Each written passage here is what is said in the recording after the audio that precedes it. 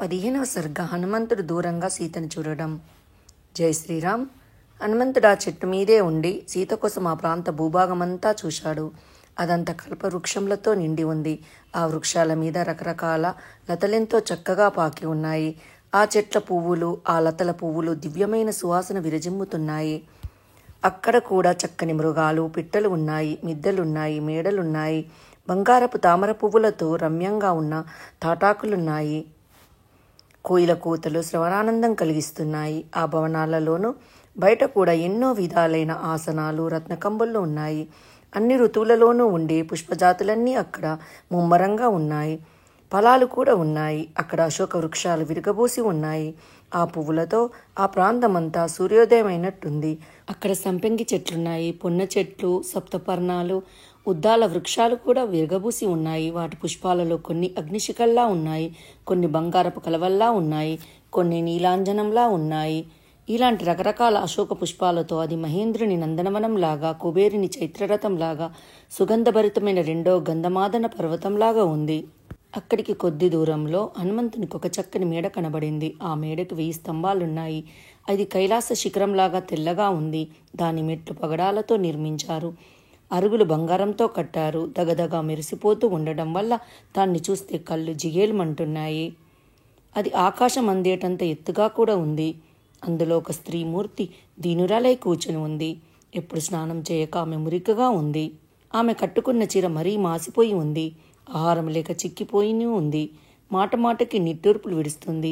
అసలే దీనంగా ఉన్న ఆమె చుట్టూ భయం కొలిపే రాక్షస స్త్రీలు కూర్చుని ఉన్నారు. ఆమె ఎంత మలినంగా ఉన్నా చాలా అందగత్తెలాగే కనబడుతుంది.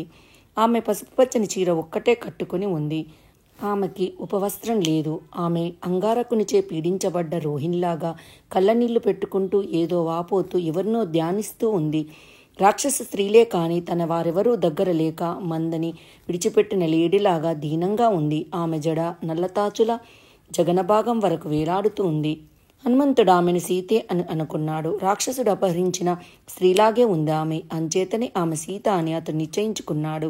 నివురుగప్పిన నిప్పులాగా, సందేహాస్పదమైన స్మృతిలాగా, తరిగిపోతున్న సిరిలాగా, అవిశ్వాసం చెడిన శ్రద్ధలాగా, విఘ్నం వల్ల అడ్డుపడిన సిద్ధిలాగా, కాలుష్యంతో నిండిన బుద్ధిలాగా, అసత్యమైన అపవాదం వల్ల చెడిపోయిన కీర్తిలాగా ఉండడం వల్ల ఆమె సీతే అని దృఢపరుచుకున్నాడతను. మేఘాలు కప్పిన తారామండలంలాగా, మననం లేక మరిచిపోయిన విద్యలాగా ఉండడం వల్ల సీత అవునా కాదా అని అతనికి సందేహం కూడా వచ్చింది. అయినా సంస్కారం లేని వాడి మాట పండితుడు ఎలాగో కష్టపడి అర్థం చేసుకున్నట్లు ఆమెను సీతగానే దృఢపరుచుకున్నాడు. ఆ పైన రాముడు చెప్పిన నగలే ఆమె దేహం మీద ఉన్నాయి. కొన్ని అవయవాలకు నగల్లేవు. మూటగట్టి ఋష్యమూక మీద జారవేసినవి అవే అయి ఉంటాయి. ఆ మూటకట్టిన వస్త్రం, ఆమె కట్టుకున్న వస్త్రం ఒకే రంగుతోనే దాని శేషంగానే ఉంది. కనుక రాముడు స్త్రీ అని జాలితోనో, అశ్రితురాలని దయతోనో, పత్ని అను శోకంతోనో, ప్రియురాలి అని మదన వికారంతోనో బాధపడుతున్నది ఈమె కోసమే అని నిశ్చయించుకున్నాడు. రాముడు సర్వలక్షణ సంపన్నుడు. ఈమె కూడా అలాగే సర్వలక్షణ సంపన్నురాలే. కనుక ఈమె రాముని భార్య అయిన సీతే అని స్థిరపరుచుకున్నాడు. అయ్యో, ఇలాంటి సీతను విడిచి రాముడిలా బతికి ఉండగలిగాడు.